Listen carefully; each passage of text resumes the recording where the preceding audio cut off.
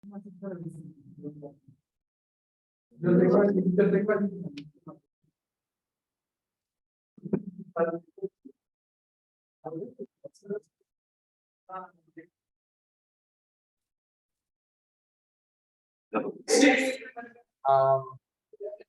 pues hola, este, hola a todos. Este es el último día del mini training camp y hoy vamos a ver algunos algoritmos más avanzados, hablar de algunos algoritmos más avanzados y tips para poder que les vaya mejor en las competencias.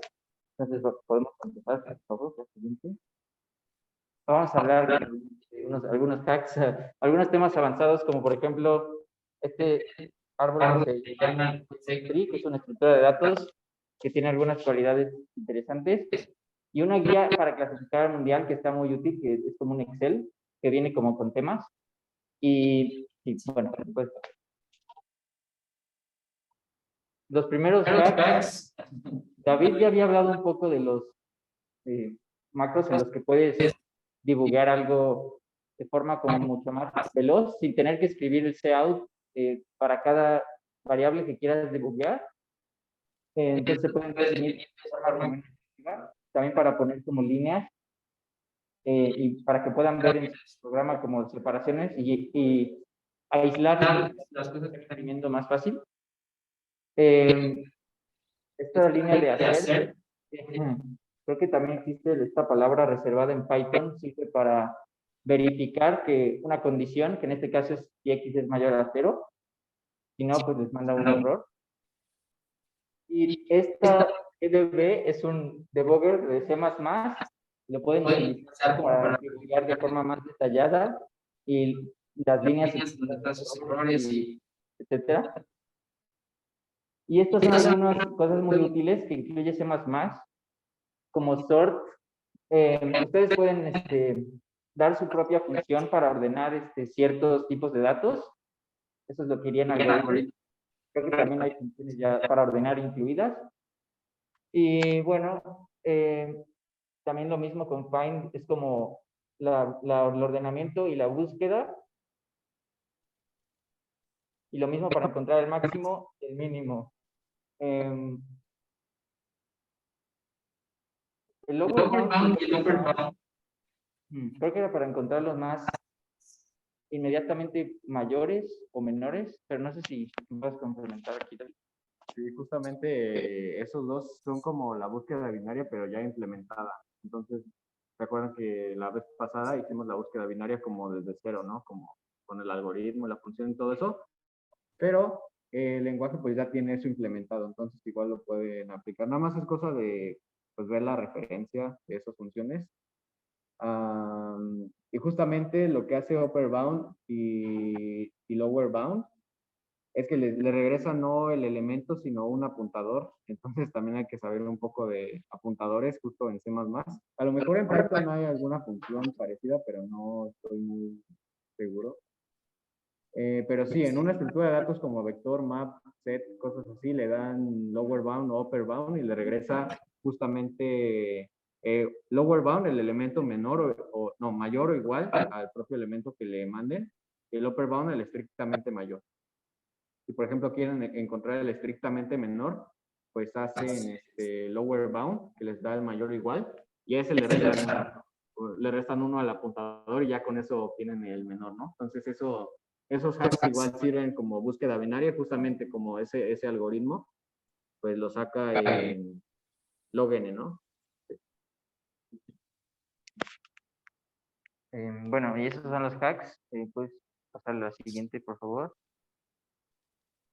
Estos son dos como formas de programar y sirven para problemas un poco avanzados. El paradigma greedy, no sé. Sí, también vienen en entrevistas.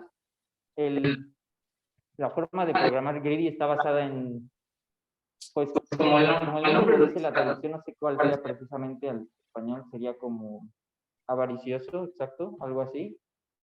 Que busca en cada instancia de una oportunidad que tiene, siempre la idea es que siempre vas a escoger la opción que te maximice alguna o te minimice alguna métrica, y así para todas las opciones que tengas. Entonces, es como bastante sencilla de implementar, se podría decir, pero lo malo de esta forma de programar con Greedy es que es bastante difícil que sirva para resolver problemas, y hay pocos problemas que realmente funcionan con esta forma de programar. Ayer David habló del algoritmo de Kruskal para encontrar el minimum spanning tree de un grafo. Este algoritmo está programado de forma greedy. También el otro algoritmo para encontrar minimum spanning trees, que es el de prim. Y entonces, esa es la forma de programar greedy. Y la forma de programar de programación dinámica, creo que la podría explicar mejor David.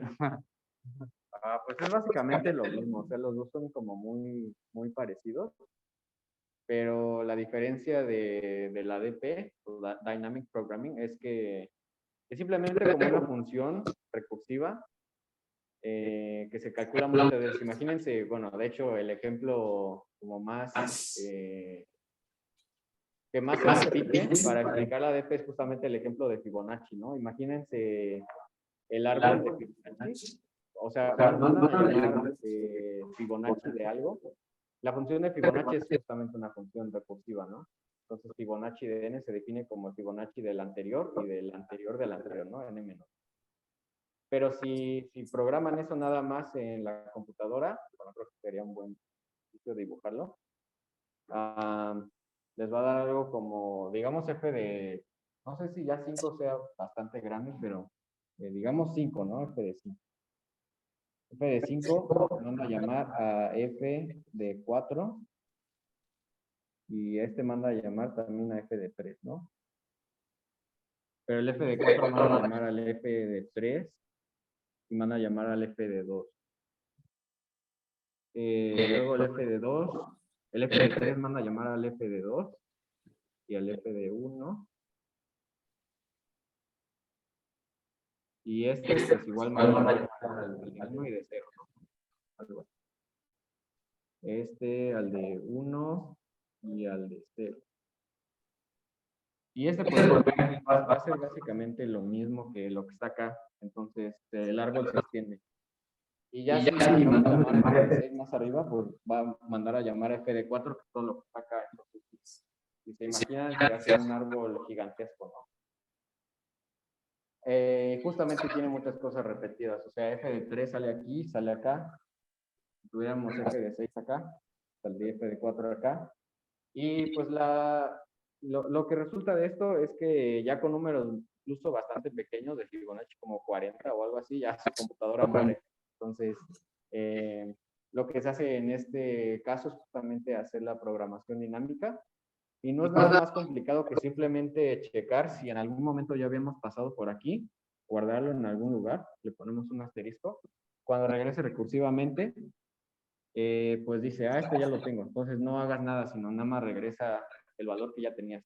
Y eso convierte este árbol gigantesco en algo mucho más sencillo que eso de n, ¿no? En ese caso, del Fibonacci.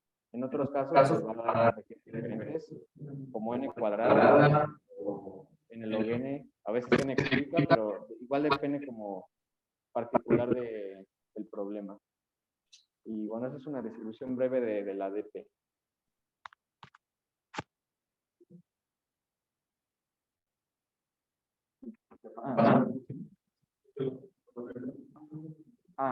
Ok. Y el segment tree es una estructura de datos que ya la dibujó David aquí. Ahorita la voy a explicar más a fondo. Y es muy útil porque puede ayudarnos a hacer consultas sobre rangos de un arreglo, por ejemplo, en un tiempo más veloz del que lo haríamos pues usando algún otro algoritmo. Y las consultas, por ejemplo, para darles idea de que podría ser una consulta, es en un rango que empieza de aquí y termina acá, quiero saber cuál es la suma de todo ese rango. Eso sería una consulta sobre un rango de este arreglo. Y si logramos transformar ese arreglo a este árbol, a este segment tree, podemos hacer esa consulta en un tiempo que está acotado por big O de log n, entonces es bastante veloz, como ya si pueden recordar las complejidades que vimos los otros días. Y también se pueden actualizar valores en la misma complejidad de tiempo, o sea, cambiar alguno de estos. Entonces eso es bastante útil. Y creo que sí es bastante común en las competencias. Al menos que sí nos ha tocado algunas veces. Y hay algunos temas de matemáticas que también serían útiles si les gustan las matemáticas, que les podrían ayudar a las competencias. Son la manipulación de bits, pueden servir para hacer divisiones, los tips de bits, por ejemplo, la teoría de números, que es la rama de las matemáticas como más especializada en los números enteros y sus propiedades, como todo el estudio de los números primos. Ese es un tema que está bastante estudiado y que a veces aparece en las competencias de las propiedades de los números primos. Después, combinatoria, que ese es un tema bastante amplio y está un poco complicado, pero sí aparece. Lo complicado es que si no conocen pues cómo funciona la combinatoria y las fórmulas, en las competencias para intentar resolver un problema de ese estilo, tienen que literalmente probar las combinaciones, y eso a veces cuando los ejemplos son más grandes, no lo pueden hacer en el tiempo de la competencia, entonces es como, tienen que descartar el problema.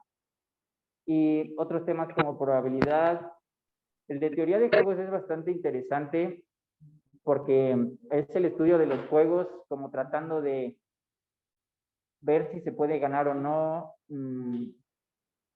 ¿Cuál era el juego que era como?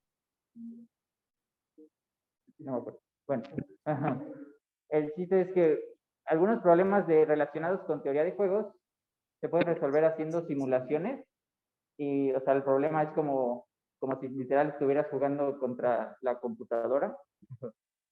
Y entonces está interesante. También hay problemas que llevan geometría.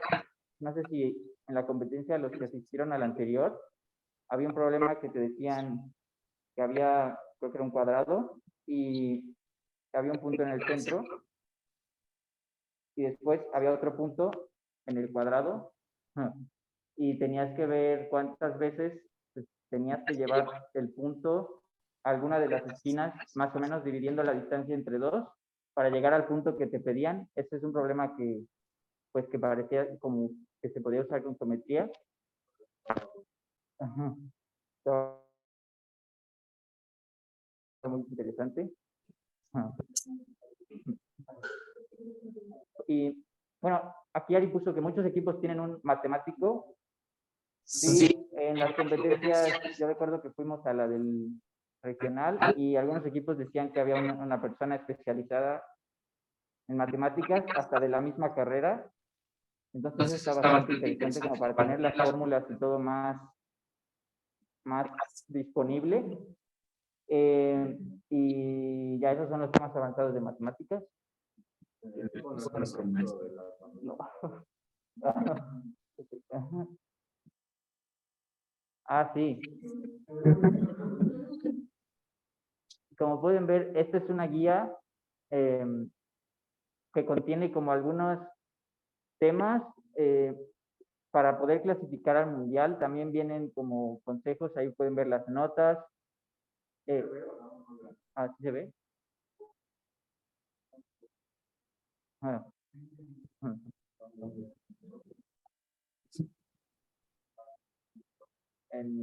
No.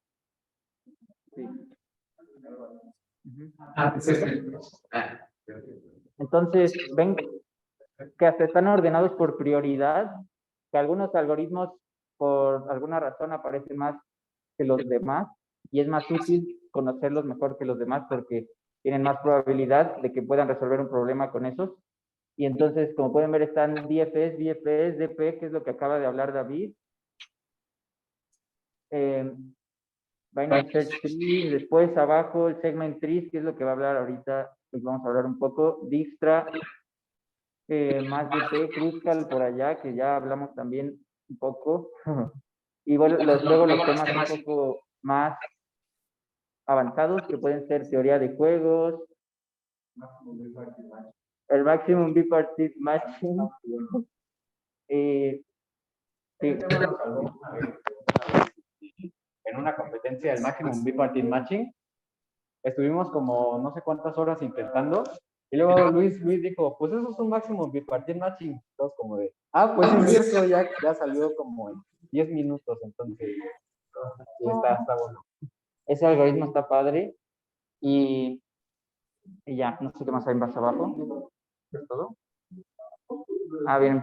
También vienen, como pueden ver, algunos problemas ejemplo para que puedan practicar resolviendo problemas con los algoritmos que vienen acá arriba. Y aquí están los links. Creo que a veces no sirven, ¿no? Pero... ¿Ah, sí? A ver, espero. Funciona. No, creo que no. No. A ver qué rato. ¿Es el que se muere? Los de Code sirven. Sí. Sí. No, problemas técnicos. Sí. Entonces, pues, les vamos a compartir esta guía. No sé si en la presentación, con la presentación ahí está la liga, para que la revisen y si les sirve está muy bien. Creo que los que la hicieron clasificaron al mundial, ¿no? Sí, claro. Ahí está.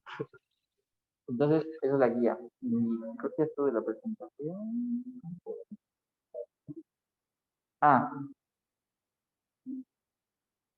¿Qué sigue? Buena pregunta.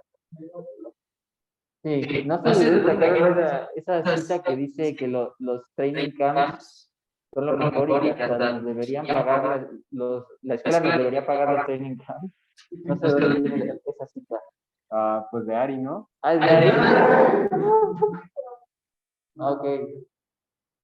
Pues Ari les recomienda mucho los training camps, son muy buenos. El repechaje, que es la fecha que ya viene de la ICPC, para los que puedan atender, y upsolving es que creo que vamos a resolver los problemas de esa competencia, y un taller de entrevistas en invierno. Muy bien.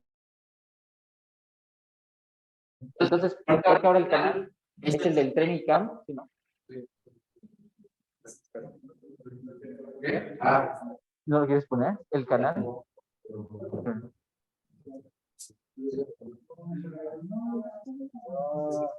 ¿Ese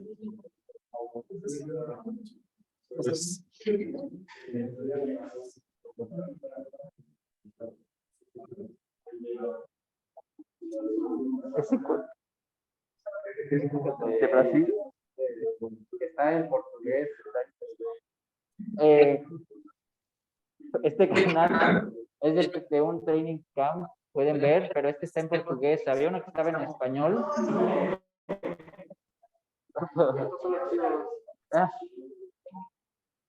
Sí, los brasileños son muy buenos.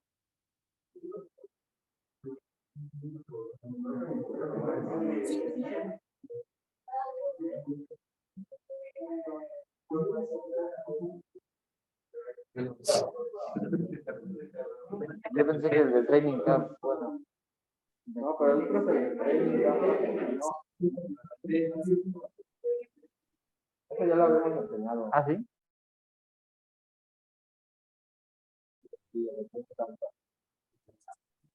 Bueno. Eso sí están en español. Sí. Esos están muy profundos. Si algún día no pueden dormir, vean eso.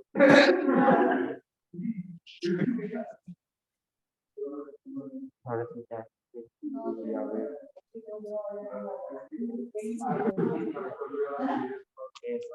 Pues entonces vamos a ver ahora cómo funciona uno de todos los algoritmos, en este caso estructura de datos que pues, estuvimos presentando. Y pues en este caso va a ser el segment tree, que creo va a ser como un speedrun o algo así, pero a ver si sale. Entonces, lo primero que tenemos que hacer, y esta idea me la Luis, sí me gustó, entonces es llenar este arreglo con sumas de todos los números. Entonces, ¿qué quiere pasar a llenarlo? Literal la suma de los números de 1 a... Sí. Sí. Ajá, de los valores de la suma. ¿De todo? Sí.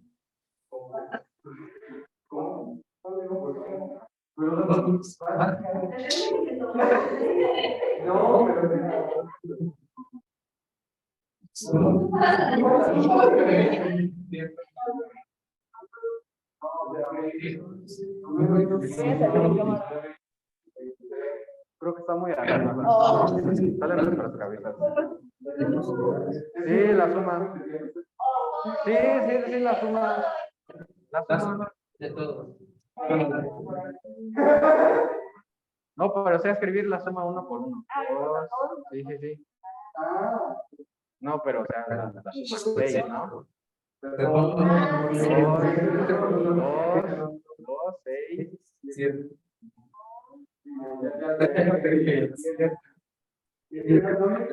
Lo siento.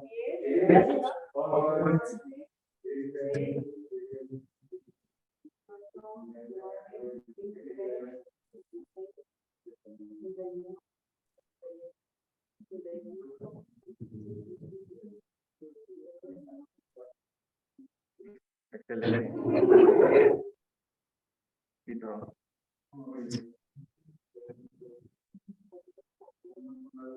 Gracias. Pues, ¿para qué nos sirve esto? Imagínate que tenemos el problema de que pues, nos dan el arreglo, nos dan justamente las queries que nos había dicho el mismo.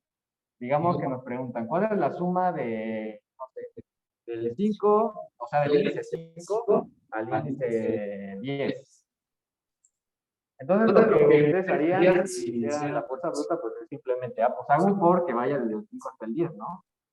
Y la suma, claramente. Y pues hacer un proceso de eso les toma O de N. Ahora imagínense que tienen N queries, entonces se multiplican, ¿no? Les da N cuadrada, y eso no es nada bueno. Entonces el hack de este arreglo, pues es simplemente de que, pues tenemos la suma del 1 hasta el 10, ¿no? Aquí. Y tenemos la suma del 1 hasta el 5, en este caso el 4. Entonces, pues nada más le quitamos lo que no nos interesa, ¿no? 26 menos 10, y esto nos da 6, ¿no? Y si hacemos la suma a mano, pues comprobamos que justamente ese debe ser el resultado correcto. ¿Y qué pasa? Pues que transformamos justamente una query de estas a O de N, de O de N a O de 1. Entonces ahora nada más con consultar su arreglo, sacan cualquier suma parcial y pues eso está bueno. Ahora esto tiene una limitante. Si el arreglo se mantiene estático, pues va a funcionar, ¿no? Pero ahora imaginémonos que eso no va a pasar. Ahora su problema, digamos que le cambian le ponen un 5, ¿no? ¿Qué pasa con todas las sumas? Pues que se invalidan, ¿no? Entonces este va a ser 7, 8 y todas cambian. Entonces el proceso de actualizar un número, pues sí tomaría O de N. Entonces, por un lado, es muy rápido si solo quieren consultar. Si quieren actualizar valores, pues mueren. No es lo mejor del mundo. Y es aquí donde llega el segment tree a salvarnos. Esta es realmente una de nuestras estructuras favoritas porque es muy poderosa pero no tan difícil de entender. De hecho, ya se considera de los temas difíciles, entonces si dominan el segment tree ya pueden decir, sí. Pero, ¿qué hace el segment tree? Pues la traducción literal es árbol de segmentos. Entonces, cada nodo representa un segmento del arreglo original. No tiene que ser de una potencia de 2, puede ser de lo que sea, pero es más fácil de dibujar y de entender si es potencia de 2. Entonces, es la razón de que esto sea de 16.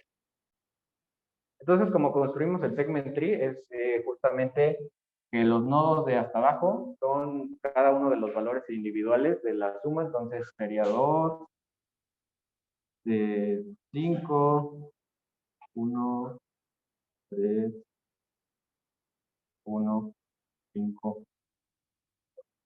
Gracias, 2, 1.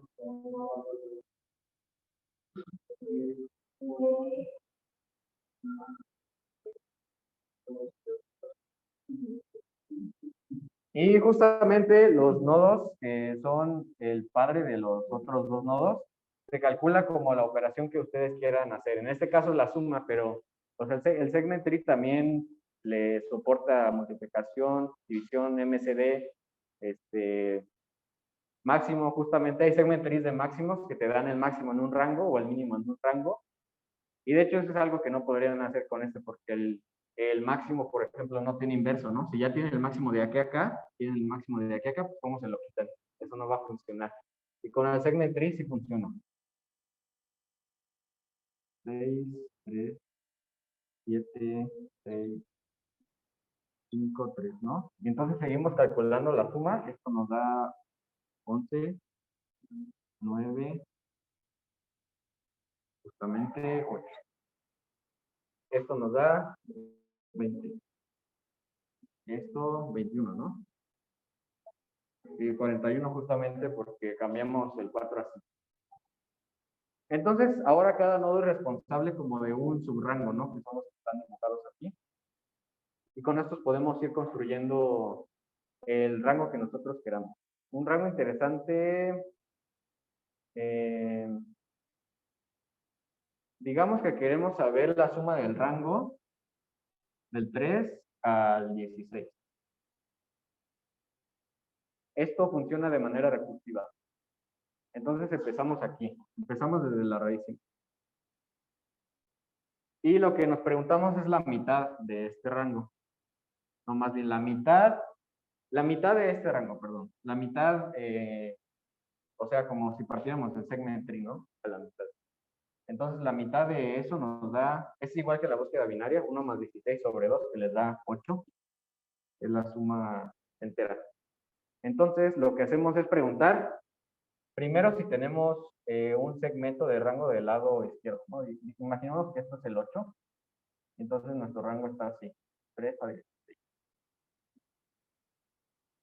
Entonces tenemos un pedacito de rango de este lado. Por lo tanto, lo que hacemos es justamente partir este rango en dos rangos más pequeños y hacemos la pregunta ahora, pero de 3 a 8 y del este más 1 al 16.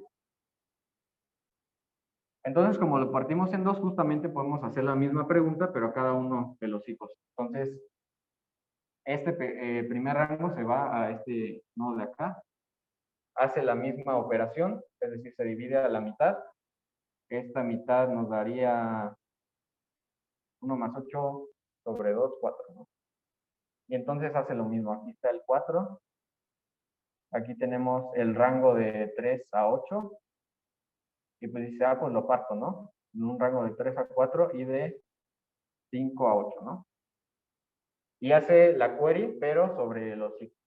Entonces se va aquí a 3 a 4. Aquí de hecho descubre que la mitad es justamente 3.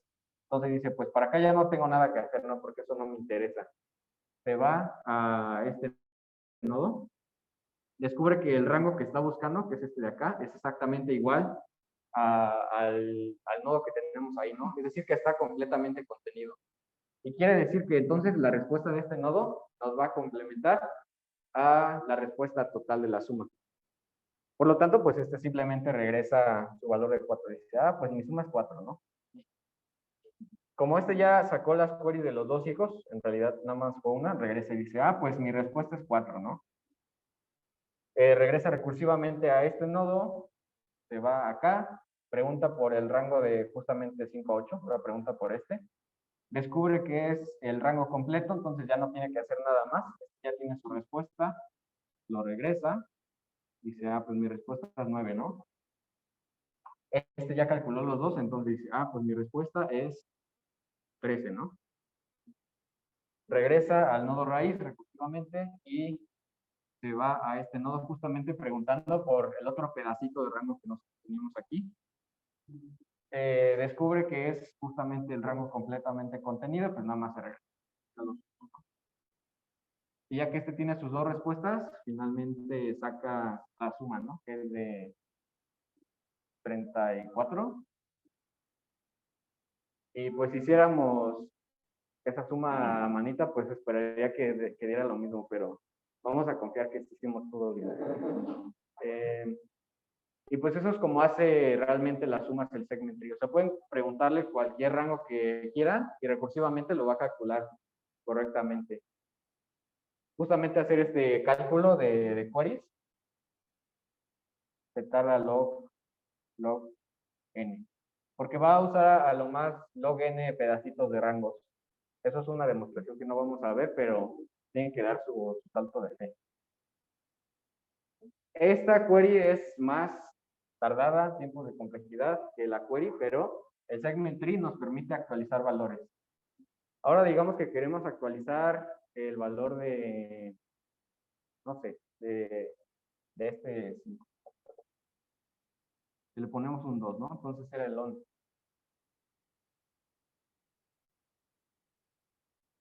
El problema del pasado, pues es que se tenía que recalcular todo lo demás del arreglo, pero aquí no pasa eso. De hecho, igual las updates ocurren de arriba hacia abajo.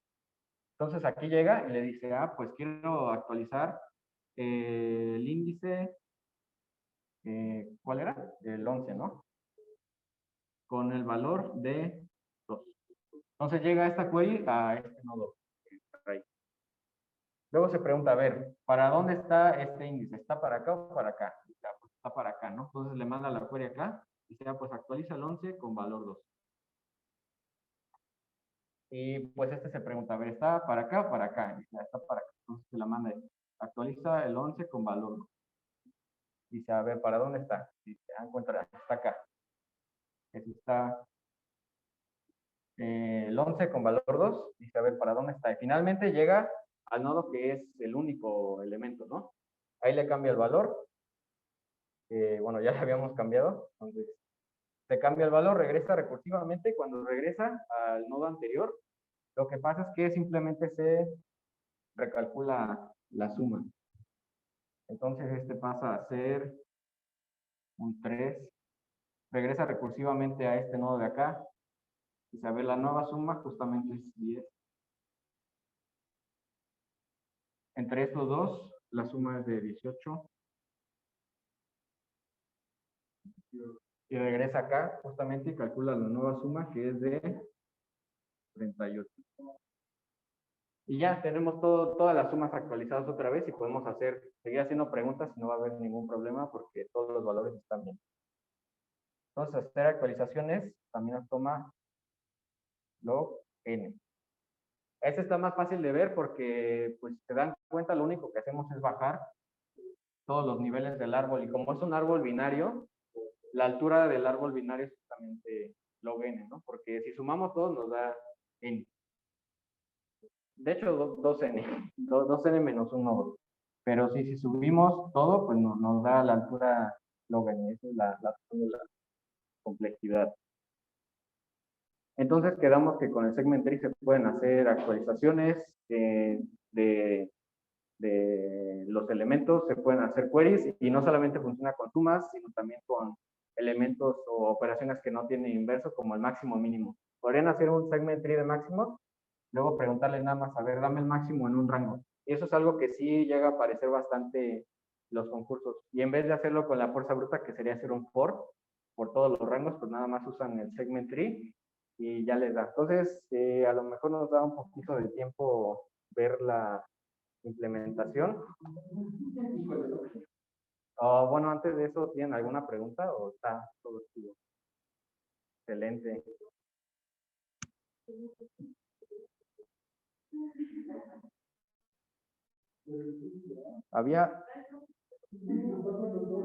Había una página. No, ya tenía la implementación. Algo.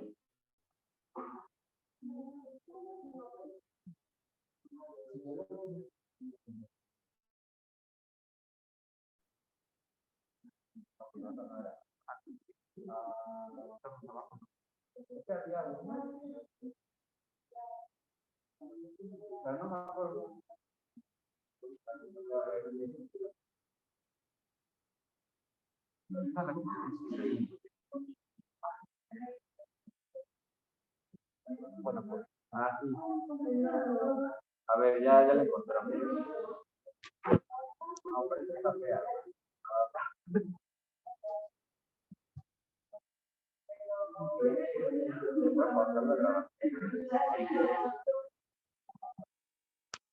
Entonces encontramos esta implementación rápidamente. Básicamente tenemos varias funciones. Tenemos la función de build, tenemos la función de query y la función de update, ¿no? Que son las tres que nos interesan. Entonces lo que pasa aquí es que primero hay que construir el segment tree, ¿no? O sea, nos mandan el arreglo y al inicio todo eso está vacío, como cero, ¿no? Recibe el arreglo, recibe, creo que este es el índice, sí, justamente.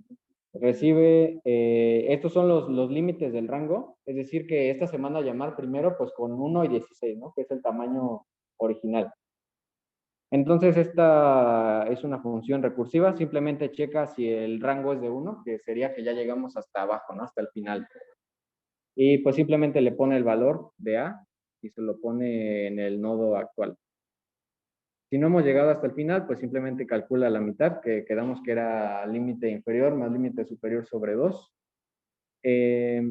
Luego, pues llama recursivamente a su hijo izquierdo y a su hijo derecho. Y es que de hecho no vimos esta fórmula que deberíamos haber visto, pero a ver, vamos a verla rápido.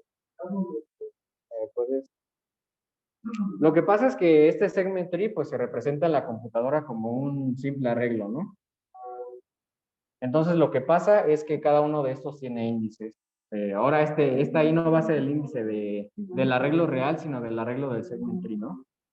Este es el índice 1, este es el índice 2, este es el índice, no, este de acá es el índice 3, ¿no? Este es el índice 4, 5, 6, 7, etcétera. Entonces lo que pasa es que para calcular los índices de los otros hijos, lo único que hay que hacer es 2 por i para el hijo izquierdo y 2 por i más 1 para el hijo derecho. Y ya con ese llegan a cualquier otro hijo de ahí. Es justamente lo que está haciendo. Dice, pues ve al hijo derecho y ve al hijo izquierdo, ¿no? Al final hace esta cosa que es merge, pero bueno, es otra función que simplemente implementa la suma, ¿no? Dice, si ya tengo lo de abajo, pues nada más lo sumo y ya. Luego tenemos la